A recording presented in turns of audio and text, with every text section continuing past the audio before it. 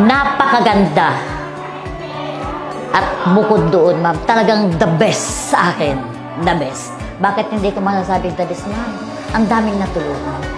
Gaganda ho ng paglapit ng bilang isang katulad ninyo, katulad nila Dr. Kim Tan. Napakadaming natulungan nila.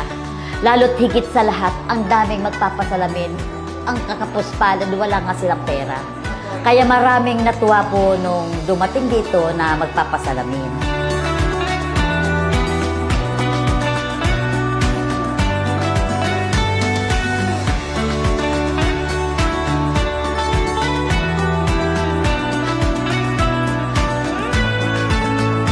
Ito po, kompleto ito ha. So ito totoong may check-up, totoong may gamot na libre, meron tayong mga laboratory, may ultrasound, may x-ray, may libreng bunot.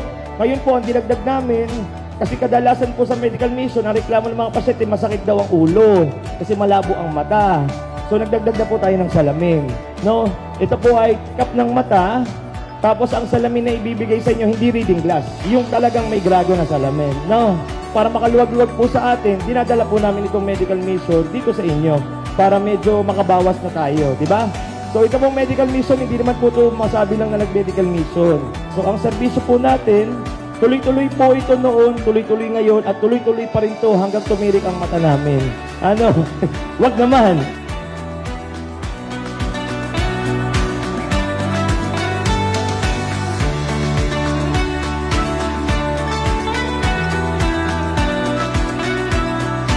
Pag may kailangan kayo at kailangan kayo dalhin sa ospital, kami po mag-aasikaso niyan.